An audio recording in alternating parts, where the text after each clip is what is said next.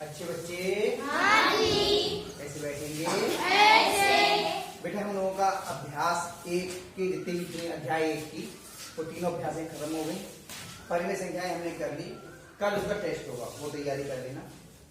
आज हम लोग नया अध्याय शुरू कर रहे हैं और समझ लीजिए ये अध्याय जो घातांक है बहुत ही इंपॉर्टेंट, बहुत महत्वपूर्ण अध्याय है गणित के हिसाब से, इसलिए ये सब बच्चों को सीखना बहुत जरूरी है। तो इसलिए सभी बच्चे नियम से रोज स्कूल आना जब तक ये अध्याय पूरा ना हो जाए। अगर इसमें एक भी चीज छूट गई तो आपको आगे का समझने में बहुत समस्या आएगी। ठीक है जी। ये घातांक के हम लोग नियम पढ़ेंगे और उन नियमों के आधार पर ही आपके सवाल आगे हल होंगे। ठीक है, आगे जब भी आप बड़े क्लास में जाएंगे, 8वीं में जाएंगे, 9वीं में जाएंगे, 10वीं में जाएंगे और आगे जाएंगे, जहां तक भी पढ़ेंगे आप लोग ये नियमों की हमेशा आपको प्रयोग करना होगा। तो घातांक के नियमों को जानने से पहले हम क्या करते हैं, पहले ये जानते हैं घात होती क्या है। ठीक है, जैसे हमने लिखा, ये कितना लिखा है? 7। 7 के आगे और ऊपर और 7 से थोड़ी छोटी हमने एक संख्या लिख दी है। ये कितना लिख दिया? 2। तो इसको पढ़ते हैं 7 पे घात 2। ये हम लोग छठे से पढ़ के आए हैं। इसको क्या पढ़ते हैं हम? 7 पे घात 2। 7 पे घात 2 का मतलब क्या होता है? 7 की कितनी बार गुणा? 7 गुणा 7। कई बार गलती में बच्चे क्या करते हैं, 7 गुणा 2 लिख देते हैं। ये 7 गुणा 2 नहीं है, 7 गुणा 7। अगर हम लिखें 3 पे घात 4, ये कितना लिखा है? 3 पे घात 4। इसका मतलब क्या है? 3 की 4 बार गुणा, 3 की 4 बार गुणा, 3 गुणा 3 गुणा 3 गुणा 3। ये चीज हम लोगों ने छठे में पढ़ी थी। एक और चीज हम लोगों ने पढ़ी थी, यही ले लें हम, 3 पे घात 4। इसमें घात कितनी है? 14। और 3 क्या है? आधार। 3 क्या है? आधार। यानी कि 3 आधार पर घात 4। ये तो है, ये 3 पे घात 4, 3 आधार है और 4 घात। इसमें आधार कितना है? आधार 7। ठीक है, इतनी बातें समझ आ गई। इसे उतारना चाहोगे एक बार? अगर कॉपी को उतार लोगे तो याद रहेगा। ठीक है, इसे उतार लीजिए कॉपी पे, नीचे से। तो अब हम लोग इसके आगे की हम बात करें, अगर किसी भी संख्या पर कुछ घात है उसका हमें मान निकालना है। तो जैसे हमें लिखे 4 पे घात 3, इसका मान निकालना तो क्या होगा? 4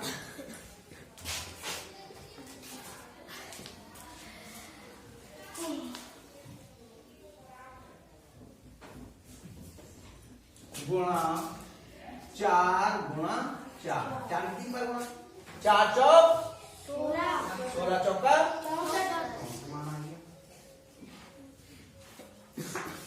अगर यही लिखी हो -5 पे घात 3, तब समझ लो नियम खास कि संख्या अंदर माइनस की है, प्लस की संख्या है तो हमेशा उत्तर प्लस का आएगा, लेकिन यानी धनात्मक आएगा। लेकिन अगर संख्या ऋणात्मक है, उस पर घात लगी है, तब उत्तर कैसा आएगा? उसका नियम क्या है? तो हम देखते हैं घात कितनी है। घात कितनी है यहाँ पर? 3 सम संख्या है या विषम? सम है। सम क्या होती है? जो 2 से विभाजित हो जाती है। और विषम क्या होती है? जो 2 से विभाजित नहीं होती है। क्या ये 3 2 से विभाजित होता है? नहीं। तो सम है या विषम? ये 2 से कटने वाली संख्या नहीं है। अगर ये घात ऋणात्मक होती है तो उत्तर ऋणात्मक आता है। अगर ये घात विषम होती है, अगर घात विषम होती है तो उत्तर ऋणात्मक आता है, और घात अगर सम होती है तो उत्तर धनात्मक आता है। अंदर चाहे संख्या माइनस की हो। ठीक है, तो अब ये बताइए इसका उत्तर धनात्मक आएगा या ऋणात्मक? ऋणात्मक आएगा, क्योंकि संख्या घात कैसी है? विषम। पहले आपने कहा सबसे पहले चिन्ह देख लो किसका आएगा, क्योंकि अधिकांश सवाल चिन्ह की वजह से गलत होते हैं। यहाँ पर उत्तर कितना आएगा? माइनस का। अब कोई चिंता नहीं है, 5 की कितनी बार गुणा? बिना चिन्ह के लिख दीजिए, 5 गुणा 5 गुणा 5 गुणा 5 बराबर चिन्ह माइनस है 50, 25 पंजे 125।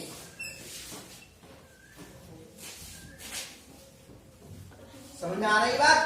तो देखिए माइनस का 3/4 के घात 2, बताइए उत्तर धनात्मक आएगा या ऋणात्मक? धनात्मक, क्योंकि संख्या जो घात जो है वो सम है, घात सम है। 3/4 गुणा 3/4। अब चिन्ह लगाने की आवश्यकता ही नहीं है, क्योंकि चिन्ह का हिसाब हमने पहले ही कर लिया।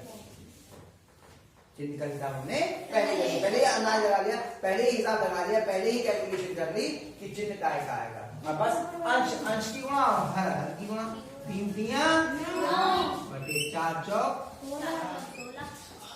कितनी बात समझ में आई? यह उदाहरण लिख रहे हैं, पहला उदाहरण है। देखिए सवालों को हम उदाहरणों से समझेंगे तो हमारी समझ में आसानी से आ जाएगा, क्योंकि पुस्तक की भी एक सीमा होती है कि उसमें उतने ही सवाल दिए जा सकते हैं, इसमें आप नए नए तरीके के सवालों को समझ सकते हैं। एक और चीज जो गलती अक्सर होती है, हमने ये लिखा माइनस के 5/3, माइनस के 5 पे घात 4। अब ये बताइए इसका उत्तर धनात्मक आएगा या ऋणात्मक?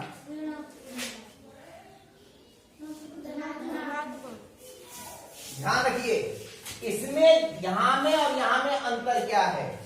यहां ब्रैकेट लगा के ऊपर घात 3 लगी है, तो ये घात 3 माइनस को भी मिल रही है और 5 को भी मिल रही है, लेकिन यहां ब्रैकेट नहीं लगा है।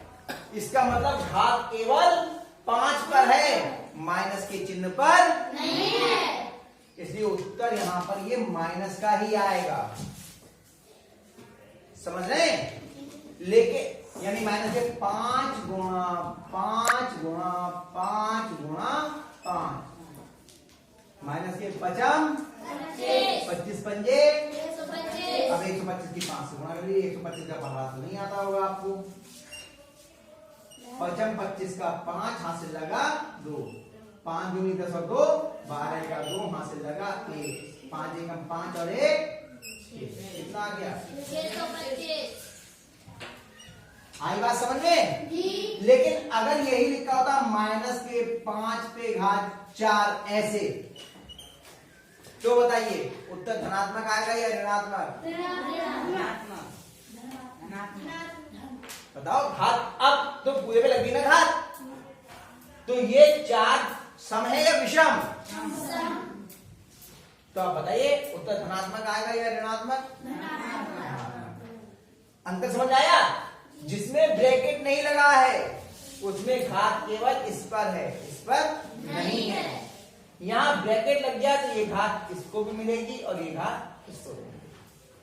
अब धनात्मक आएगा। लिखने में केवल अंतर ब्रैकेट का है, ब्रैकेट बहुत काम की चीज है, सही है। ब्रैकेट फालतू भी नहीं लगाते हैं कोष्ठक को, और जहां जरूरी है वहां लगाना जरूरी है, नहीं तो मान बदल जाएगा। देखिए इसका उत्तर कितना उत्तर आएगा? 5 गुणा 5 गुणा 5 गुणा 5, 5 की 4 बार गुणा करेंगे उत्तर कितना जाएगा? 625। देख लीजिए इसमें उत्तर आया माइनस का 625, इसमें आया प्लस का 625। उदाहरण कौन सा हुआ ये? उदाहरण 4 और उदाहरण यहाँ पे हो गई है उदाहरण, कोई जगह बना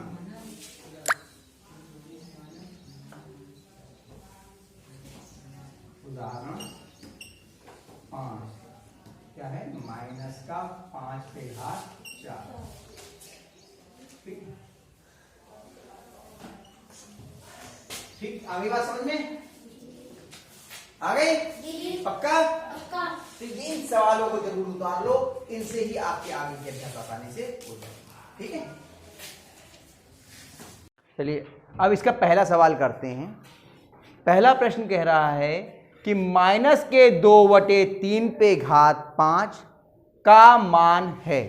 अब ये 4 विकल्प दिए हैं आपके लिए, इन चारों में से कोई एक विकल्प सही है। क्या करेंगे, पहले इसका मान निकाल लेते हैं और देख लेते हैं कौन सा सही है। बहुविकल्पी में तो यही है, और जो सही होगा उस पर सही का निशान लगा देंगे, बाद में उत्तर लिख देंगे। माइनस का 2/3 पे घात 5। अब जब संख्या ऋणात्मक है तो सबसे पहले चिन्ह देखेंगे, चिन्ह काय का आएगा। तो क्या देखते हैं, घात कैसी है, धनात्मक या ऋणात्मक? वो घात जो है वो सम है या विषम? विषम है। तो इसका मान धनात्मक आएगा या ऋणात्मक? ऋणात्मक। तो पहले ही माइनस लगा दिया। ठीक है, कुछ लोग इसी को पूरा 5 बार लिख लेते हैं, उसमें चिन्हों में कई बार गलती हो जाती है, इसलिए चिन्ह को पहले ही हम हिसाब लगा के लिख लेते हैं, चिन्ह काय का आएगा। हमने जब देखा कि घात विषम है तो इसका हल होने पे चिन्ह तो माइनस का आना ही है, चिन्ह पहले लगा दिया। अब बाकी सारी को ऐसे ही लिख देंगे, 2/3 कितनी बार लिखा जाएगा? 2/3 2/3 गुणा 2/3 गुणा 2/3 गुणा 2/। अब अंश की गुणा, हर की गुणा, क्योंकि सरलीकरण तो हो नहीं रहा है, वो तो सरलतम रूप में है। तो 2 दूनी 4 दूनी 8 दूनी 16 दूनी, चिन्ह पहले लगाइए माइनस को। अंश में कितना आ गया? 32। अब हर में देखिए, 3 तियां 6, शाबाश। 3 तियां 9 तियां। अब 27 का पहाड़ा तो आता नहीं है, तो 27 की इस वाले 3 से गुणा करेंगे। अब यहां तक पहुंच रहे हैं हम लोग, निशान लगा लीजिए हल्का सा पेंसिल से, 27 की 3 से गुणा, रफ में कर लीजिए। गणित में रफ का बड़ा महत्व है, रफ कार्य का। 27 की कितने से गुणा? 3 से। 3 सत्ते 21 का हासिल लगा, 3 दूनी 6 और 2 कितना आ गया? यहां तक आ गया 81।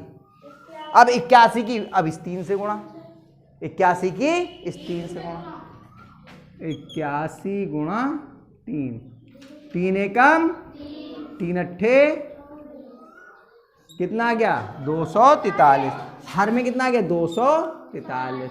कौन सा उत्तर सही है?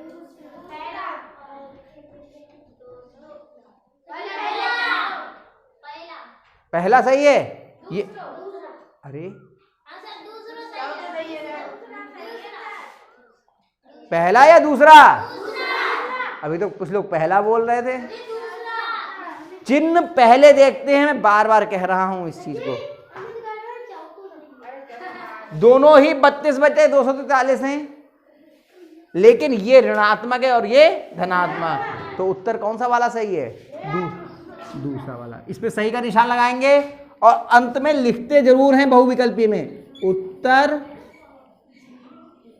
दूसरा माइनस का 32/243। ये उत्तर सही हो गया। सही है, इसे हल कर लीजिए, उतार लीजिए। तो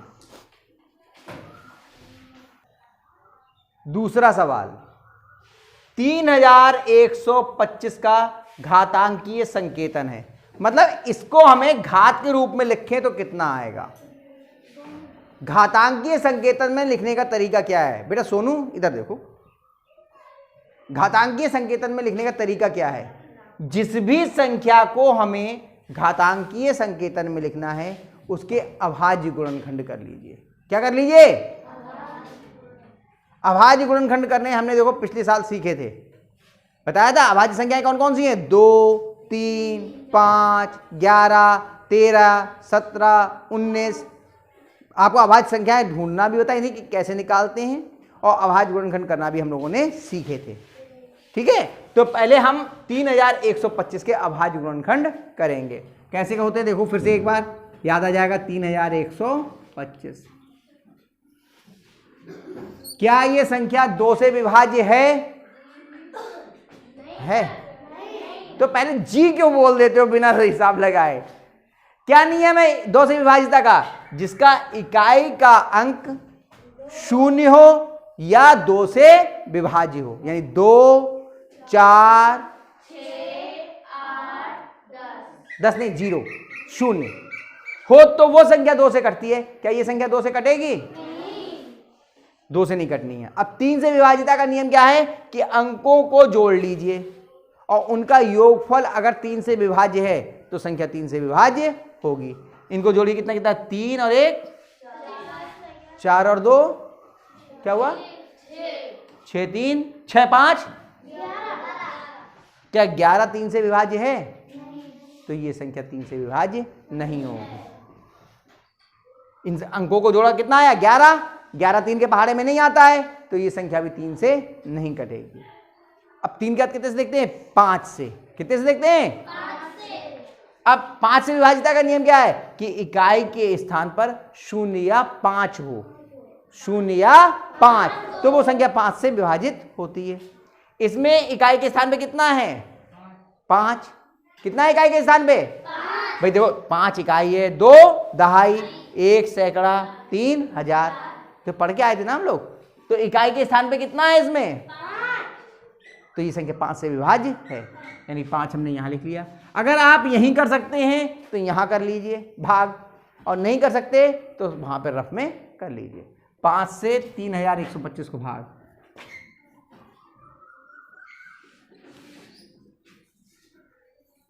3125 को भाग, 5 छक्का 30, घटाया 1 आया, 0 आया, कितना तारा? 2। पढ़ो 5 का 12 कितनी बार जाएगा? 5 दूनी 10, कितना था? 2 और 0। अगला अंक उतार लिया, कितना आया? 5। 5